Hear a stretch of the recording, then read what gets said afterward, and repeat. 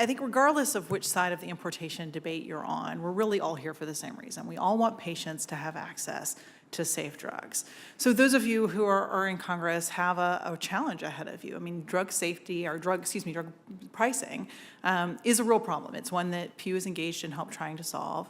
But drug safety is also a real problem, and that's a place where Congress has recently made a lot of real progress. And so the struggle is, how do you resolve the drug pricing problem without undermining all of the progress that you just made on drug safety? So as Libby mentioned, I'm going to shift us a little bit away from online pharmacy and really focus on the 2013 law, the Drug Supply Chain Security Act. I'll start with a brief overview of how that law came to be, why that law came to be, what caused us caused Congress to think about it. I'll describe the law and then do a little bit of examining, what the impact will be if Congress introduces gaps in that law that allow a lot of drugs to come into the supply chain that don't adhere to its provisions. So the real take home here is that it's important not to trade drug access for drug safety, that patients really deserve both. So let me see, I'll learn how to use this thing. There we go, okay. I'm not gonna spend a lot of time on this, but as some of you know, Pew has been working on the drug supply chain and drug safety issues for many years. I'm gonna dive right into the content. So let's first start with the problem that we're trying to solve. We'll walk a little bit through this slide. This is a greatly simplified depiction of the pharmaceutical distribution system. So as you'll see, drugs travel from manufacturers to one or many wholesalers, to pharmacies, and ultimately to patients who dispense them, or to pharmacies who dispense them to patients. Sometimes that flow, you'll see this kind of black line there, sometimes that flow goes the other way. So there are circumstances where either there is some sort of problem with the drug and it has to be recalled, or where there's unused product that needs to be returned, and so it'll kind of go back up the other way. Those returns have historically been a vulnerability in the supply chain. By returning, quote unquote, returning counterfeit or stolen product, you can introduce that product into the supply chain. And the red lines really illustrate here more of what can go wrong. So sometimes drug is stolen or diverted and then reintroduced into the system. That can happen either before it gets to patients, or sometimes patients take drug and sell it back into the system. And in addition to that being, criminal activity, there are, as other panelists have suggested, real effects here on patients. So, for a brick and mortar example, there was an example, a truck was stolen, a truck full of insulin was stolen. That insulin later appeared on pharmacy shelves in Texas and apparently had not been held under proper conditions because patients who took the drug were unable to control blood sugar. So that kind of thing happens in the brick and mortar world as well. Another risk here is counterfeit products. This has been in the news a lot lately. There have been a number of deaths, possibly including Prince's, when patients who thought they were taking legitimate pain medication were ultimately taking illicitly manufactured fentanyl.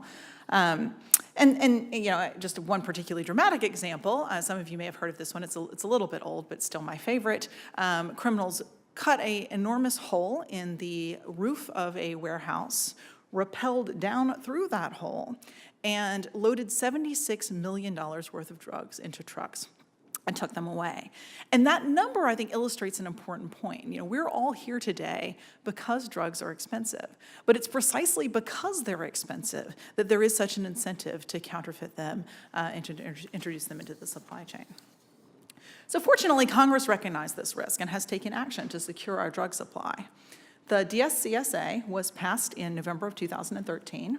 I won't go deep into the political history here, but suffice to say it was not easy. You had states who were grappling with how to protect their citizens, and at least two had passed meaningful legislation. Industry wanted a uniform national standard. They didn't want to have different laws apply or different rules apply each time product passed a new state line. And drug safety advocates like Pew wanted to ensure that if you were going to preempt state law on this issue, that the national system that was put into place was really meaningful and protected against those vulnerabilities. And that's just the outside stakeholders, right? So as many of you in this room, and Kim, I'm looking at you, will remember there was almost 2 years of very intense negotiation on this bill here on the Hill. So this slide, don't worry, we'll walk through it slowly. So there's a lot here, but this really shows what Congress came up with. So starting here at the top of the slide in our cute little graphics here, those are what the law calls trading partners. So these are the manufacturers, repackagers, wholesalers, and pharmacies that really make up the pharmaceutical supply chain. They each have obligations under the Act. The timeline that's below that really shows you the two phases of implementation of this law. So they're really kind of two, I would think about the law in terms of two phases. There's the time between now and 2023, that's sort of phase one, it's an implementation phase, where you're really scaling up to what will ultimately be phase two, which is a kind of full-scale system. And that's, the phase two is just the little black box over there on the right-hand corner. The black vertical line represents where we are now. And so what you see here is how we're increasing requirements over time, scale us up to the system we're kind of going for in 2023. And along the left side of the slide, you see the basic requirements here. So there are product tracing obligations, and those are really what make it possible to track product as it moves through the supply chain. Serialization is what's going to allow that tracking to happen at the individual product level, and we're going to talk a little bit more about both product tracing and product serialization as we go. But you should also know that the law requires each of the trading partners to identify suspect product, to quarantine that product, and to investigate it, and to only allow it back into the supply chain once it's been determined to be legitimate. And some of these serialization tools will help them do that. And finally, the law addresses returns to close that loophole that we talked about a little bit earlier. We're just going to scratch the surface of the DSCSA today. Those of you who know me know I'm always happy to talk about it more. But the key point to remember here is that over time, the law is going to build to a system where information about drugs traveling through our supply chain is exchanged electronically and at the package level. This is not a system that Canada has, and it is not theoretical. Full implementation of this law is required by law, and it's beginning to already happen now. So this is not we might get there. This is already beginning to happen. So we are still at the beginning of this evolution. And I'll describe the current tracking and tracing requirements in a moment, but I'd urge you to remember that this first phase of the law, the place we are now, was considered and rejected by Congress as the endpoint of the system. So as you look at importation proposals that apply the rules about tracing that apply now to imported drugs and use that to suggest that that's going to secure the safety of the drug supply, you should be aware that that is the proposal that Congress rejected 4 years ago. Congress would not have preempted state law in order to get us to a system that is no better than what we have right now. If this was as good as it was going to get, it would not have happened. It's also important to understand that the risks here are not just to patients who take drugs that are imported from Canada. The entire system doesn't work if we put big gaps into that system. And we'll talk a little bit more about that. But first, let's talk about what we're doing right now. So we're in phase one right now. Trading partners exchange information about each transaction. So every time an entity buys or sells drugs products, they have to pass along transaction information. So manufacturer sells to wholesaler, wholesaler sells to pharmacy. They're passing along this transaction information. And that's basic information about the drug that's being sold and about the entity that is selling the product and the entity that is purchasing the product. In this first phase that we're in right now, they will also pass a transaction history, and that's basically a pedigree that lists the transaction information going back to the manufacturer. And what those documents do, those tracing documents do, is really help with investigations. So if there's a problem with the product, the pedigree can help trace up or down the supply chain to either figure out where illegitimate product was introduced into the system, or when we know we've got compromised product in the system, figure out where that product is and remove it. There are, however, some shortfalls to phase one. I mean, initially, this is going to all be done at the lot level. So we're going to know that a particular transaction involved drug from a specified lot of product, but we will not know exactly what drug is involved. And that level of generality is really not ideal. It means that if you're a pharmacist and you've got something wrong with a drug product, but you bought that product from multiple wholesalers, or that wholesaler bought it from multiple wholesalers, you're really not going to be able to identify where the problem was. Another issue here is that the transaction information itself can be counterfeited, and that's why the system eventually discards this pedigree in favor of an electronic system.